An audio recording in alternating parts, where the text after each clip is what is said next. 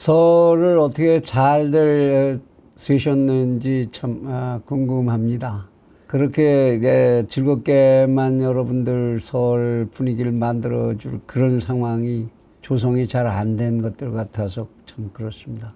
특히 자영업자분들 설 전후에서 대목을 보셨어야 될 텐데 얼마나 답답하셨는지 위로의 말씀을 올립니다. 채널 24K 하소영의 단도직입입니다. 지금 대선을 이제 40일도 이제 안 남은 그런 시점인데 국민의힘 쪽에서는 아마 이제 거의 뭐 이기는 거 확실한 거 아니냐 이런 분위기까지 막 나오고 있는 것 같은데 정말 그렇게 마음을 먹어도 되는지, 언제나 샴페인을 먼저 터뜨린 쪽은 그 뒤가 늘 좋지 않았다, 이 생각을 하지 않을 수가 없습니다. 그래서 오늘 채널 24K에서는 윤석열에 대한 옛날에 이제 스와트 분석을 저희가 해봤었죠. 윤석열이 가지고 있는 장점과 약점, 기회와 위협 요인, 이것을 이제 분석을 해봤는데 이번에 그와 똑같은 분석을 한번 윤석열이 승리할 것이냐 이것을 예측하기 위한 스와트 분석을 한번 해보려고 합니다. 뭐 길게 얘기할 것 없이 곧바로 들어가서 우선은 윤석열이 승리한다라는 것을 예측하기 위한 장점은 어떤 것이 있는가, 강한 점은 어디에 있는가를 생각을 해보면 정권 교체에 대한 범국민적인 열망이 전혀 식지 않고 있고 날이 갈수록 결집하는 경향도 보이고 있다. 이것이 윤석열 승리를 전망하는 측의 최대의 강점이겠죠. 그리고 김건희 씨 그 배우자를 비롯해서 가족들에 대해서 붙어있던 딱지, 이것들이 이제 법원에서 떨어져 나가고 그래서 그 부담의 반전이 일어나고 있다. 그리고 무엇보다도 윤석열 쪽에서 참 환호작약하고 있는 즐거운 장점이 상대방 후보와 그리고 정당이 스스로 자멸하는 모습을 보이고 있다. 이재명 후보의 약점은 날이 갈수록 커지고 있고 법률적인 부분까지도 강하게 압박이 되고 있는 상황이고, 정당, 더불어민주당이라고는 정당도 굉장히 급한 속도로 분열되고 있는 모습을 현재로선 보이고 있다. 이런 것들이 강점으로 보여야 되겠죠. 꼽혀야 되겠죠. 그리고 국민의힘에 대한 고정불변하는 충성층, 이들의 존재야말로 국민의힘에 있어서 더 이상의 자산이 따로 있다고 할 수 없겠죠. 또 하나 윤석열의 승리를 점치게 되는 강점으로서 또 우리가 많이들 생각하시지 않는 부분인 것 같은데, 미국의 대북 압박이 은연중에 상당히 많이 북풍을 차단시켜주고 있다는 사실. 미국의 지금 같은 이런 이제 한반도를 둘러싼 군사력의 집중이나 강화, 그리고 미국 내부의 여론의 형성, 이런 것이 없었다면 북풍이 어떻게 작용했을지 우리 예측할 수 없는 겁니다. 암암리에 이것이 굉장히 큰 역할을 하고 있는 것이죠. 그런데 여기에 대해서 이제 여전히 가지고 있는 약점, 그건 뭐냐? 승리를 점칠 수 없는 약점. 후보 당사자가 보여주는 뚜렷한 개성이 도무지 드러나지를 잘 않는다라는 겁니다. 용광로 리더십, 뭐 큰형님 리더십 이러는데 많은 국민들이 이건 아니잖아, 이땐 좀 단호해야 되잖아, 또 그리고 극적으로 저쪽하고 강하게 좀 부딪힐 건 부딪혀야 되잖아, 뭐 이런 주문들이 있었을 때 그것을 소화하지 못했던 그 부담이 지금도 존재하고 있지요.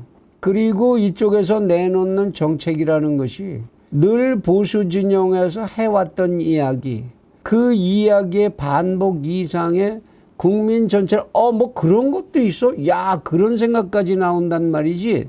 이렇게 전 국민들을 감동시킬 수 있는 이러한 정책이 전혀 노출되고 있지 않다라는 것. 그리고 이게 선거를 하면은 선거를 하기 위한 체계적인 조직과 논리가 존재해 줘야 되는데 채널 24K에서는 이미 이 부분을 섀도우 캐비닛을 구성하라라는 등 이미 다양하게 제시를 했습니다마는 이러한 선거 전략과 조직이 논리적으로 구성되어 있지 못한 것은 여전하다. 그리고 그 속에서 언제라도 어떤 승리를 위한 약점이 될 수 있는 이런 반전이 일어날 가능성, 그런 모반의 가능성이 그대로 내재되어 있는 것 같다. 이런 것들이 그대로 약점으로 지금 가지고 있는 거지요. 그리고 승리를 위해서 기회를 부여해 줄 수 있는, 승리의 기회를 더 확률을 높여줄 수 있는 가능성으로 우리가 짐쳐볼 수 있는 게 상대 정당이 점점 더 분열을 가속화할 가능성도 적지 않아 보인다라는 겁니다.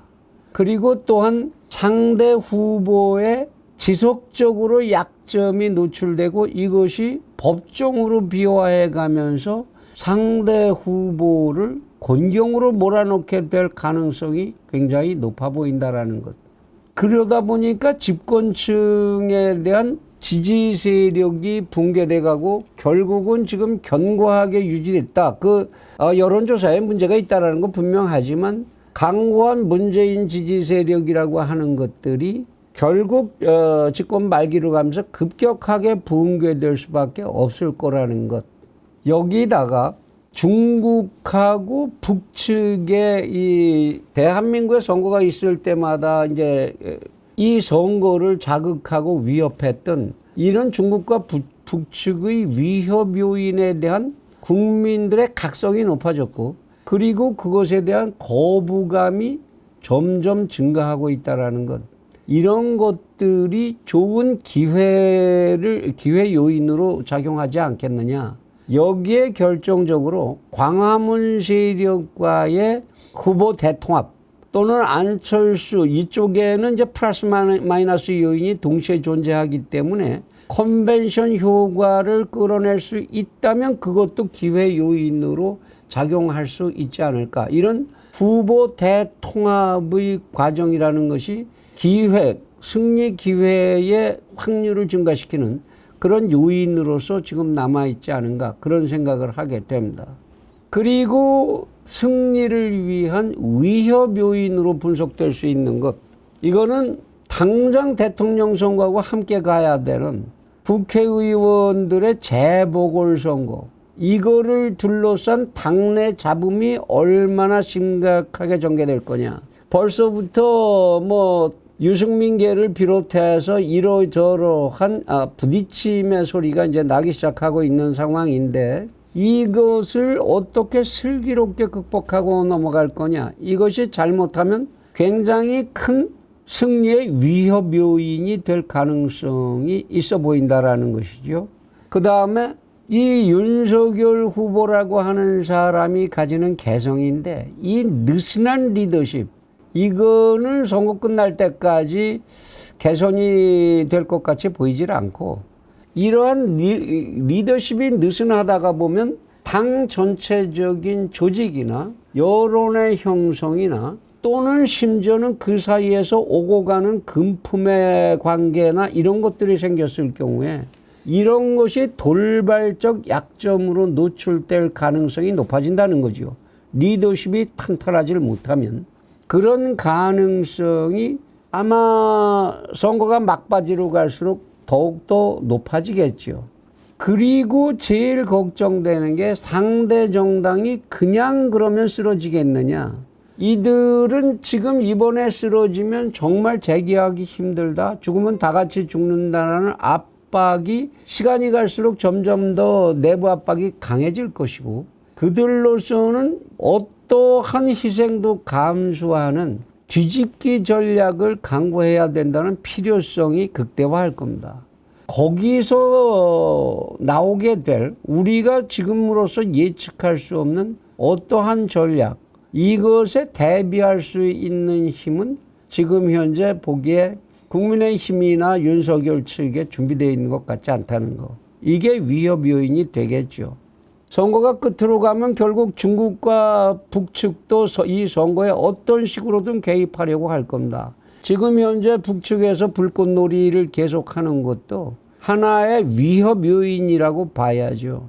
평화가 아니면 당신들은 정말 곤란해질 거야. 이런 위력의 이제 시위라고 봐야 될 텐데 그들이 어떤 식으로 간에 개입할 거라는 거는 부인할 수가 없을 겁니다.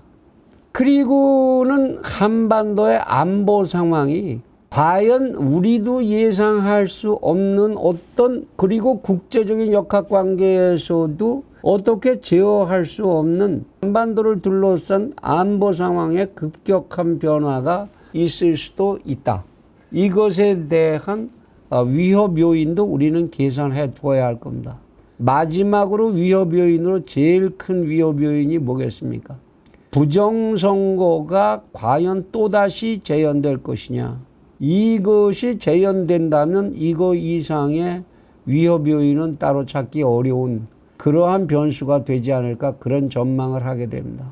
이와 같은 스와트 분석을 통해서 국민의힘이나 윤석열 후보 선거 캠프 쪽에서는 이러한 분석을 통해서 강점은 더욱 극대화시키고 약점은 최소화시키고 대비책을 만들고 기회 요인을 어떻게 해서든지 생산화시키고 위험 요인을 덮어갈 수 있는 이런 전략들을 지금 치열하게 빨리 준비하고 집행을 해야 될 그러한 시기라고 봅니다.